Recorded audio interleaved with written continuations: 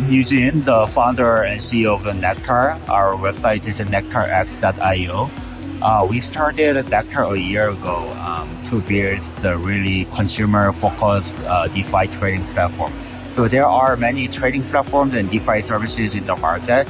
They are more like if you are not very tech-savvy or DeFi savvy, it's really hard to understand how to use it. And they are all kind of their services are kind of money blocks. Each money block has different function and they are all separated. So it's really hard for the starting user to start where to navigate, and where to start from. So we are more like trying to build a more complete trading platform for the retail users. So any investors just interested in investing crypto assets and don't know much about the technology, still they can start right away about starting trading and then start investing through us. And so our user experience is very similar to how you use CEX, the crypto center exchanges. So we don't cost the user's asset, which means even if our business goes wrong, user's asset is very safe. So it's the main difference between FTX and us. So we are building with the top priority of the user asset security, and we also made a lot simpler, and we made the trading very efficient. That's still running on chain. So this is the main difference. So you see a lot of different trading platforms like AMM based swaps and also perpetual order book DEXs. We are a little bit different from them. We are multi-chain order book DEX. We are starting from spot, and we are gonna launch perpetual market next quarter. So we are gonna be more comprehensive trading platform for traders coming from the CEX. How does Nectar bridge the gap between Web 2 and Web 3 technologies, and why is this integration crucial for the future of DeFi? Yeah, that's a great question. So we built our technology based on the account abstraction, the ERC-4337. The basic goal of the account abstraction is to build a very easy to use crypto wallet. So current crypto wallets like MetaMask or Phantom and many famous wallets, you have to be a little bit tech savvy and you have to know how to memorize and keep your mnemonic or private key.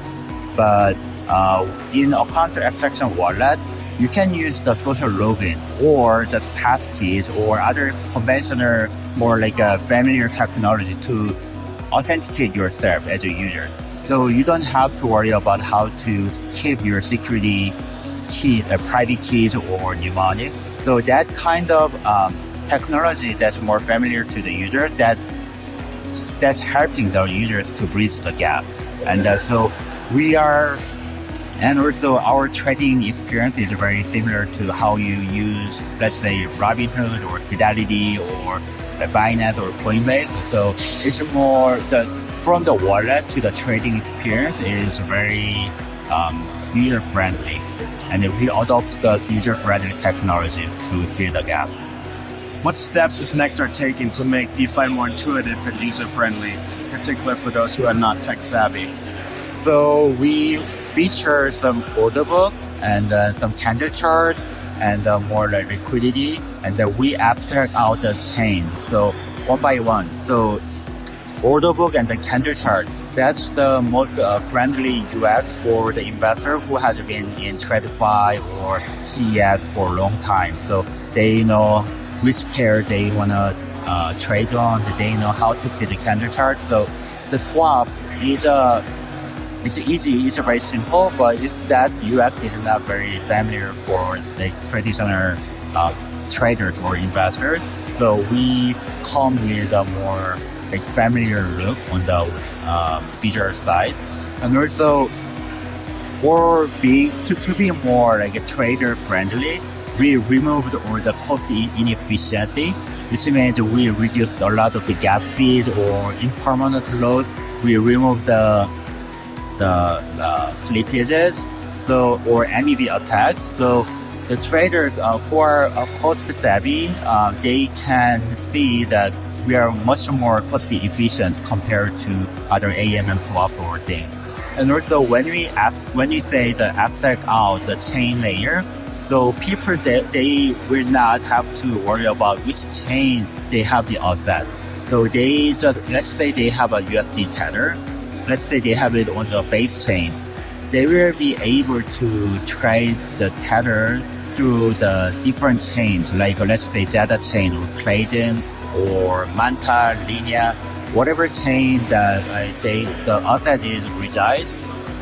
We seamlessly bridge the digital asset to other chain, and they can get the asset they want from different chain.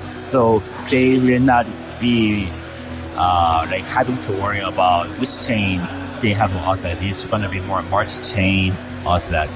So they more focus on the asset they want to trade to. How does Nectar manage to keep trading costs low, and why is cost efficiency important for mass adoption of DeFi? Sure. So we use the account abstraction technologies, and we are running our bundler node where the matching engine is running and they match the order. And we bundle many orders into one transaction, and then we settle down on chain. Which means because we our bundler node, it bundles a lot of orders into one transaction, so it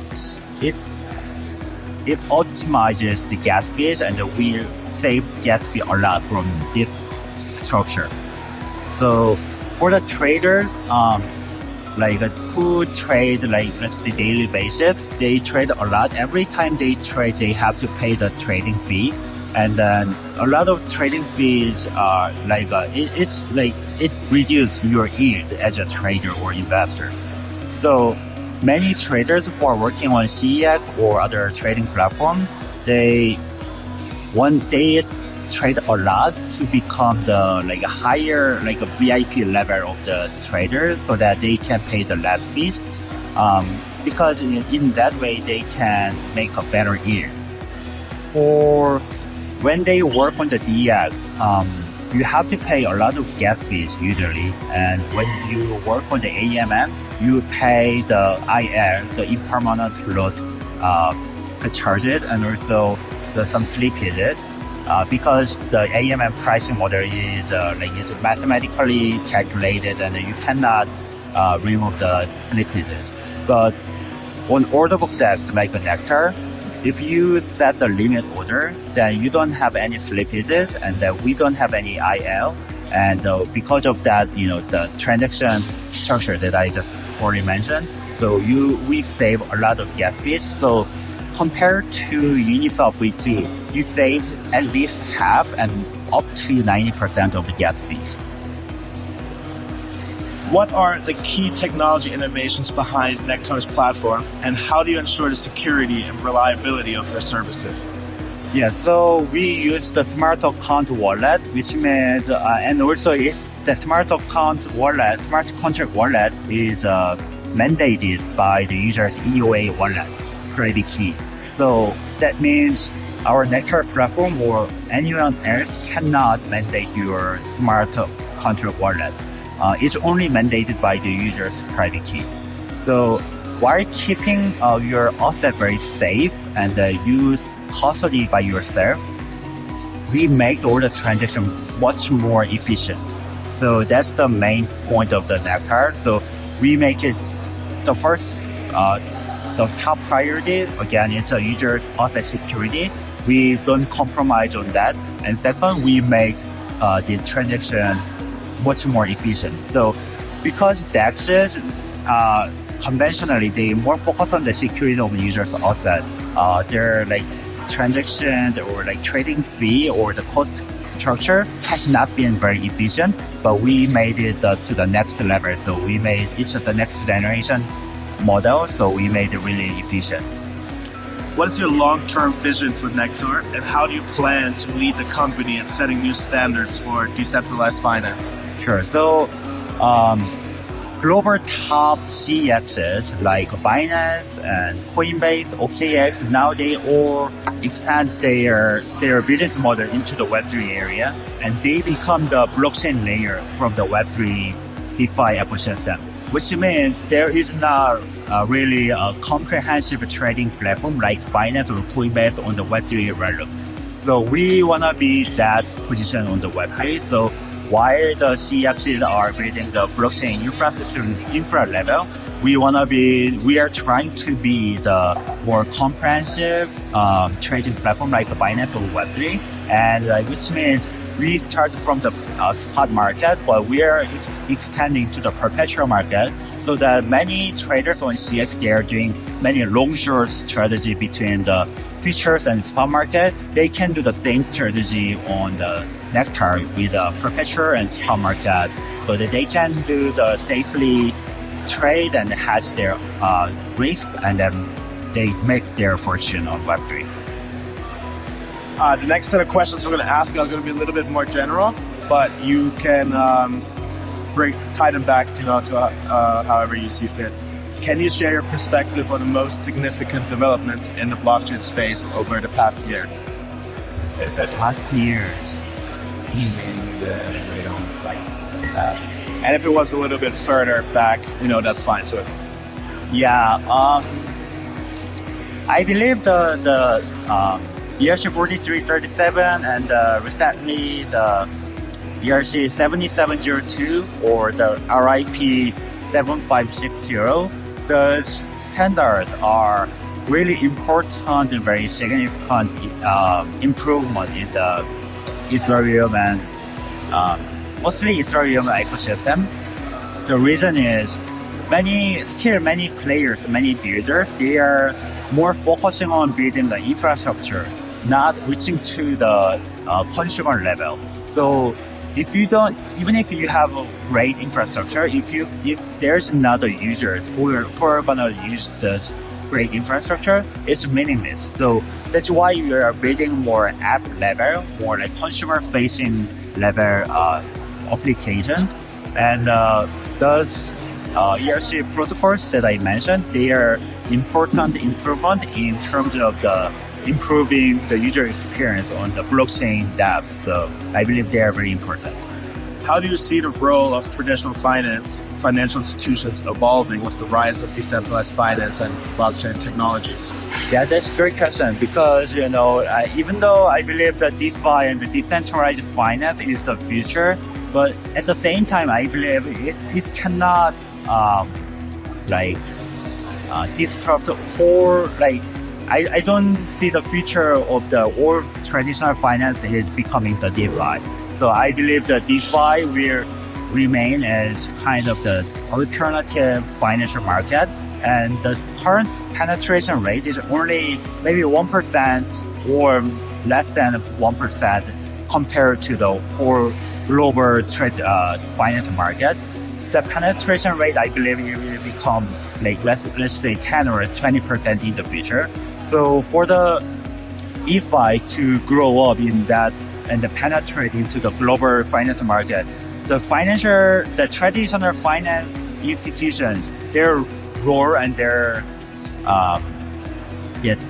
role is very important, and how they embrace the DeFi as one of the alternative trading and the finance platform is it's not disrupting traditional finance. It's more like collaborating with the traditional finance, and it's a kind of booster for improving the traditional finance. So having those digital asset into the traditional finance platform will be very crucial for the growth of the DeFi. What do you see as the biggest challenges facing the adoption of blockchain technology, and how can the industry overcome them? So I think the biggest challenge is still, and it's not solvable yet, is the problem of the privacy and if you lose the private key and the hacking related to the private key. So if you lose your private key, you cannot. There is no way to recover your asset. And also, if you are stolen your private key to a hacker, and it's really hard to recover. And then, the main principle of the DeFi or the blockchain is self-finance sovereignty, and so all the security and security is based on the cryptography.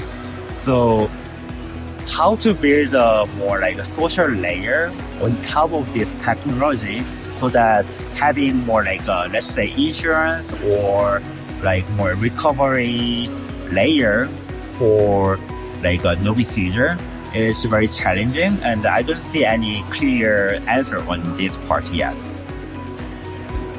How do you envision the future of Web3, and what impact do you think it will have on the internet as we know it? Yeah, so I really like the narrative of the read, write, own. It's coming from the TradeZing A16Z partner, and I believe that's the real revolution in this web and internet era. So open source and the important technology improvements have not been really recognized, and then the inventors were not incentivized by their invention. So by having Web3 working in or globally, and so I really hope this Web3 is globally and widely adopted. What advice would you give to new entrepreneurs entering the blockchain and crypto space today? It's really hard. It's very interesting, and it's very fun to navigate your way in the Web3. At the same time, it's really hard, and you have to be really nimble. So if you want more like a fun and adventurous life, just dive yourself into the Web3. It will give you a lot of dopamine, a lot of great experiences to you.